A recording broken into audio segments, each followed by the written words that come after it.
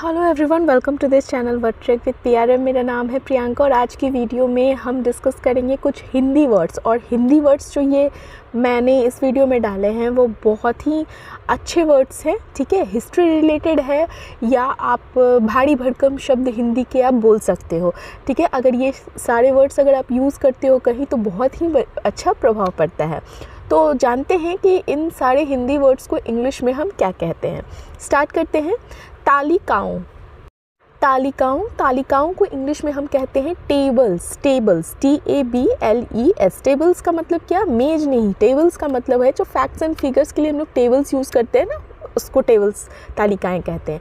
अगला शब्द है ध्यानाकर्षित। ध्यानाकर्षित, ध्यानाकर्षित का इंग्लिश होता है ड्रॉ अटेंशन। कहते हैं ना, ड्रॉ योर अटेंशन हियर, मतलब ड्रॉ अटेंशन, जिसका हिंदी अर्थ है ध्यानाकर्षित। फाइन।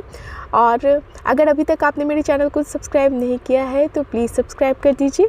हमारा अगला शब्द है अवलोकन। अवलोकन, अवलोकन को इंग्लिश में कहते हैं ओवरव्यू। Overview, OVERVIEW। ओवरव्यू का अर्थ है अवलोकन। स्वाधीनता या स्वतंत्रता भी जिसे आप कह सकते हैं, तो स्वाधीनता या स्वतंत्रता उसको इंग्लिश में कहेंगे लिबर्टी। Liberty, LIBERTY, liberty. जैसे कहते हैं ना, आपको बहुत ज़्यादा लिबर्टी मिल रखी है। उदारवादी, उदारवादी, उदारवादी का अर्थ है लिबरल। नहीं, अर्थ नहीं है, मतलब उदारवादी हिंदी शब्द है जिसको इंग्लिश में हम कहते हैं लिबरल। Liberal, LIBERAL, liberal. संप्रदायवादी, संप्रदायवादी, संप्रदायवादी को हम इंग्लिश में कहते हैं नॉन कॉन्फॉर्मिस्ट। नॉन कॉन्फॉर्मिस्ट ऐसा व्यक्ति जो समाज के अधिकांश अन्य लोगों से भिन्न मतलब डिफरेंट बिहेवियर या थिंकिंग रखता है, ठीक है। तो उसे हम क्या कहेंगे? नॉन कॉन्फॉर्मिस्ट। NONCONFORMIST। संस्मरण, संस्मरण, संस्मरण एक अच्छा हिंदी शब्द है जिसे हम मेमोयर बोलेंगे इंग्लिश में। Memoir, MEMOIR। मेमोयर का अर्थ क्या होता है या संस्मरण का अर्थ क्या होता है? व्यक्तिगत ज्ञान से लिखा गया ऐतिहासिक विवरण या जीवनी। व्यक्तिगत मतलब personal point of view, personal information. उपागम, उपागम, उपागम को इंग्लिश में हम कहते हैं अप्रोच। Approach, APPROACH, approach. कहते हैं ना, अप्रोच करो उसे, उपागम। फाइन। हमारा अगला शब्द है पुरालेख। पुरालेख, पुरालेख, पुरालेख को इंग्लिश में हम कहेंगे आर्काइव। आर्काइव, ARCHIVE, आर्काइव का हिंदी अर्थ पुरालेख। सृजनात्मक, सृजनात्मक, सृजनात्मक को इंग्लिश में हम क्या कहेंगे? क्रिएटिव। क्रिएटिव, CREATIVE, क्रिएटिव है ये, ठीक है, मतलब सृजनात्मक है ये। हिंदी बहुत ही ज़्यादा भारी भरकम जब होता है ना, तो ये बहुत ही अच्छा प्रभाव छोड़ता है, ठीक है। पता चलता है कि इससे बहुत ज़्यादा ज्ञान है सामने वाले को।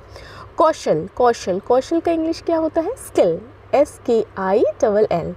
सर्वोच्चता, सर्वोच्चता, सर्वोच्चता को इंग्लिश में हम कहेंगे सुप्रीमेसी। Supremacy, SUPREMACY, supremacy. हमारा अगला शब्द है संरचना। संरचना, संरचना को इंग्लिश में क्या कहेंगे हम? स्ट्रक्चर। स्ट्रक्चर, संरचना का इंग्लिश है स्ट्रक्चर, STRUCTURE, स्ट्रक्चर।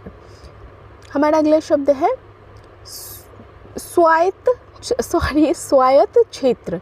स्वायत्त क्षेत्र, स्वायत्त क्षेत्र का इंग्लिश होता है ऑटोनोमस रीजन।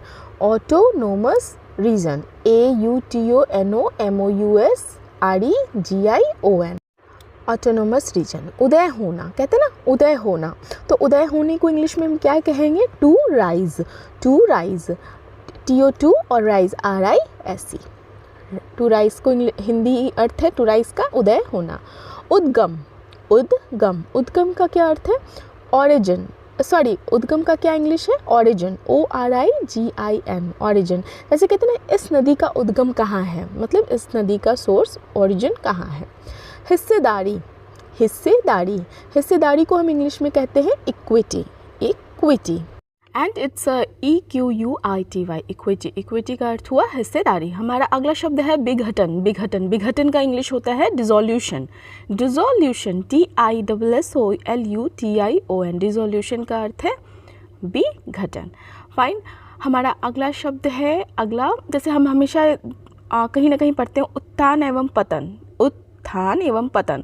तो उत्थान एवं पतन को इंग्लिश में क्या कहेंगे? Rise and fall, rise and fall, जिसका अर्थ है उत्थान एवं पतन, मतलब कि किसी चीज़ का ऊपर होना और फिर वो उसका नीचे गिरना। हमारा अगला शब्द है समामेलन, समामेलन, समामेलन का इंग्लिश है अमालगमेशन, अमालगमेशन, AMALGAMATION। अमालगमेशन का अर्थ क्या होता है या समामेलन का अर्थ क्या होता है? इसका अर्थ है दो या दो से अधिक चीज़ों का मिलाने या मिलाने की क्रिया या प्रक्रिया। ठीक है, जब दो चीज़ों को आप आपस में मिलाते हैं तो उस चीज़ को आप क्या कहोगे? समामेलन। राष्ट्रवादी कहते हैं ना, ये राष्ट्रवादी है, मतलब नेशनलिस्ट, नेशनलिस्ट, NATIONALIST, नेशनलिस्ट का अर्थ है राष्ट्रवादी। संधि, संधि जैसे हमने कभी देखते होंगे, ये दो देशों के बीच संधि हो गई, तो संधि को इंग्लिश में क्या कहेंगे? ट्रिटी, TREATY, ट्रिटी, ट्रिटी का अर्थ है संधि। हमारा अगला शब्द है आकलन, आकलन, किसी चीज़ का आकलन करना, तो आकलन को इंग्लिश में हम कहेंगे असेसमेंट, असेसमेंट, ASSESSMENT, असेसमेंट का अर्थ है आकलन। सीमावर्ती क्षेत्र, सीमावर्ती क्षेत्र, सीमावर्ती क्षेत्र को इंग्लिश में कहते हैं बॉर्डर एरिया, मतलब जो किनारे बॉर्डर से जो एरिया बॉर्डर के पास हो, तो बॉर्डर एरिया को कहेंगे सीमावर्ती क्षेत्र। सिद्धांत, सिद्धांत, सिद्धांत को इंग्लिश में हम कहते हैं principle, principle, PRINCIPLE, principle, principle, आपका क्या आपकी प्रिंसिपल्स क्या हैं, आपके सिद्धांत क्या हैं। एकीकरण, एकीकरण, एकीकरण को इंग्लिश में कहेंगे इंटीग्रेशन, इंटीग्रेशन, INTEGRATION, इंटीग्रेशन, जिसका अर्थ है एकीकरण।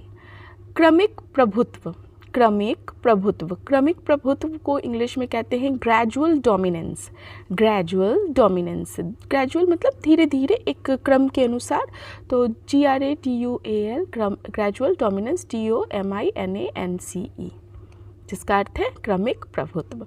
वरिष्ठ, जैसे कहते हैं ना वरिष्ठ नेता, वरिष्ठ पत्रकार, वरिष्ठ आदमी, तो उस वरिष्ठ को इंग्लिश में कहेंगे senior, senior, SENIOR, senior, senior का हिंदी है वरिष्ठ। और संसद भवन, तो संसद भवन को इंग्लिश में क्या कहते हैं? तो सब जानते होंगे, संसद भवन को इंग्लिश में हम कहते हैं parliament house, parliament house, PARLIAMENT, parliament house, HOUSE। देखिए मैं स्पेलिंग इसलिए पढ़ती हूँ, कोई कुछ लोगों का प्रॉब्लम होता है कि वो एयर प्लग तो मीन्स लगा सकते हैं लेकिन मोबाइल देख नहीं सकते हैं, काम करते रहते हैं, तो इसलिए मैं स्पेल करती हूँ ताकि उनको समझ में आए कि मैं क्या बोल रही हूँ, क्या किसका मीनिंग बता रही हूँ। ठीक है, थैंक यू फॉर वॉचिंग। अगर आपको मेरा कंटेंट अच्छा लगता हो तो मेरे चैनल को मेरी वीडियो को लाइक कीजिएगा, और अगर अभी तक आपने मेरे चैनल को सब्सक्राइब नहीं किया है तो मेरे चैनल को जरूर से सब्सक्राइब कीजिए, वीडियो को लाइक कीजिए। Thank you.